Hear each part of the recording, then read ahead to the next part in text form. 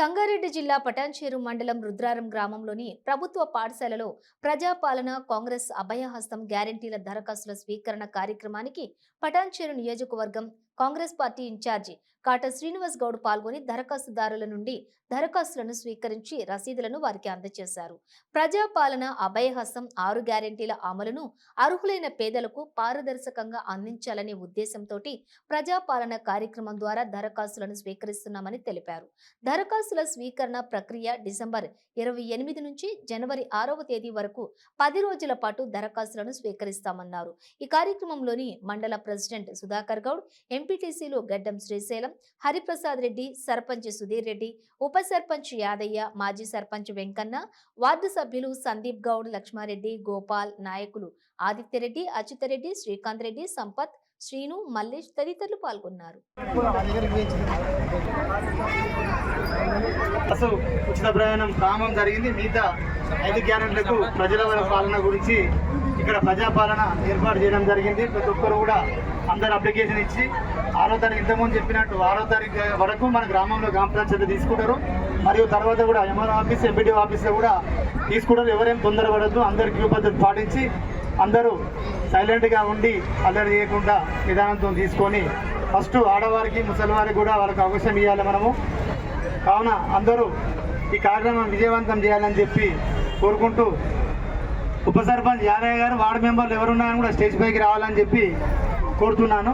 ఎంపీటీసీలు అన్న 2 నిమిషాలు మాట్లాడాల్సి. నమస్కారం.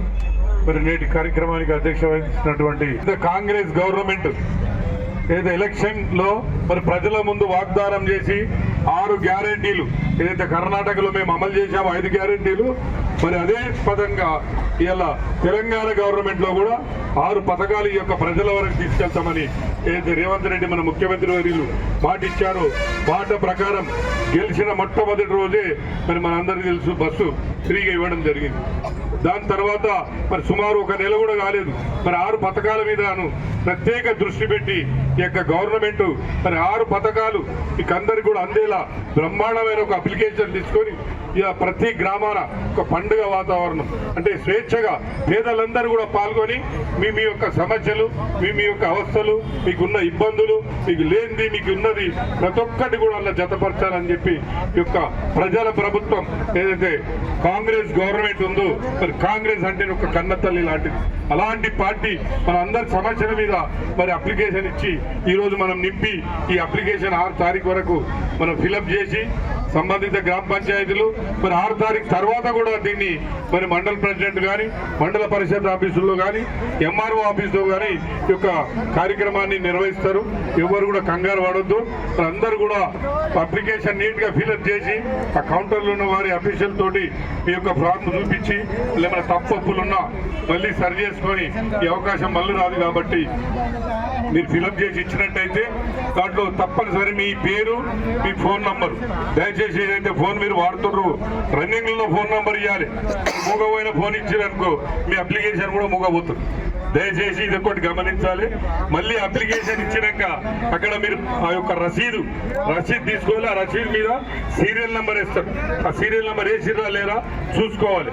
ఆ రసీదును మనం జాగ్రత్త పెట్టుకోవాలి. మరి గవర్నమెంట్ వీటన్నిటిని కూడా సేకరించి వీటి గురించి ఆలోచన చేసి మరి ఏ పథకాలు మరి ఎవరెవరికి ఇవ్వాలి యొక్క షెడ్యూల్ చేసుకొని వాళ్ళందరూ కూడా మన ఇండ్ల వరకు ఎంక్వైరీ జరుగుతుంది. ప్రతి ఇంటికి ఎంక్వైరీకి వస్తారు. వచ్చినప్పుడు మీ యొక్క ప్రాబ్లమ్స్ వాళ్ళు చెప్తే వాళ్ళు అడిగిన సమస్యలకు సమాధానం ఇచ్చి మీరందరూ కూడా ఇవన్నీ సర్పంచ్ దృష్టికి తీసుకెళ్ళాలి. ఎందుకంటే సర్పంచ్ గారు మన అందరికీ న్యాయం చేస్తాడు కాబట్టి మనం ఇంటికి ఎంక్వైరీ వచ్చినాక అయ్యా పలానా నాడు పలానా వాళ్ళు వచ్చారు, ఎంక్వైరీ చేశారు, నేను గిది చెప్పినా గది చెప్తాను సర్పంచ్ గారి దృష్టికి తీసుకెళ్తే అర్హులైన ఎవరైతే ఉన్నారో వాళ్ళందరికీ కూడా ఈ యొక్క పథకాలు అందేటట్టు తను చొరవ తీసుకొని గ్రామ పెద్దగా అందరికీ న్యాయం జరిగేలా ప్రయత్నిస్తాడని అవకాశం ఇచ్చిన మీకు అందరికీ కూడా ధన్యవాదాలు తెలుపుతూ ముగించుకోండి. అన్ని చోట్ల కూడా వందల వేల మంది వచ్చి ఈరోజు మరి రేషన్ కార్డు లేదని చెప్పి ఇప్పటివరకు పెన్షన్ లేదని చెప్పి మరి ఈరోజు ఇవన్నీ కూడా ఈరోజు పెన్షన్ గురించి కావచ్చు, రేషన్ కార్డు, కొత్త రేషన్ కార్డు గురించి కావచ్చు, ఇవన్నీ కూడా చాలా ఇబ్బందులు పడతా ఉన్నాం ఇప్పటివరకు కూడా. మరి ఈరోజు మరొకసారి మొత్తం కూడా మరి ఈరోజు కాంగ్రెస్ ప్రభుత్వం ఏర్పడిన తర్వాత ఈ 6 గ్యారెంటీలు మనకి ఏదైతే నేను కూడా వచ్చి ప్రతి ఊర్లో కూడా మీ అందరికీ చెప్పిన మీ అందరికీ కూడా ఫ్రీ బస్సు ఉంటుందమ్మా, మీకు 2500 రూపాయలు వస్తాయి.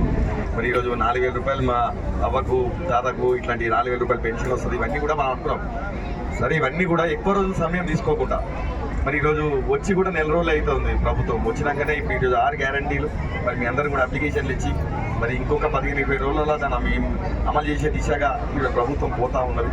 మరి ఫ్రీ బస్ అయితే మీరు అందరూ పోయిరా అమ్మా, బస్సులు ఎక్కిరా, తిరుగుతురా, మంచిగా ఎక్కువ దిగుడే, ఏం అడగలేదు హాయిగా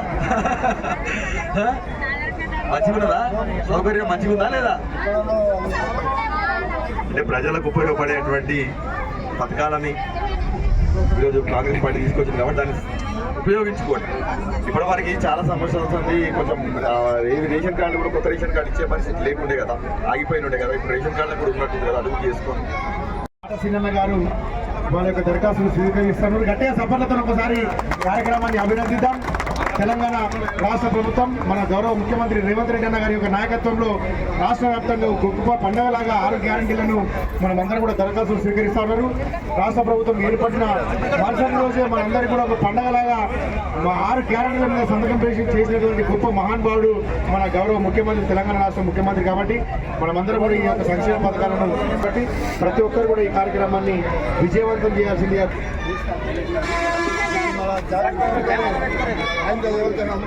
రుద్రారం గ్రామ ప్రజలందరూ కూడా ఉపయోగించుకోవాలని కోరుకుంటూ తెలంగాణ సాంస్కృతిక సారిక ప్రచారకారం నిర్వహిస్తా ఉన్నాం. కాబట్టి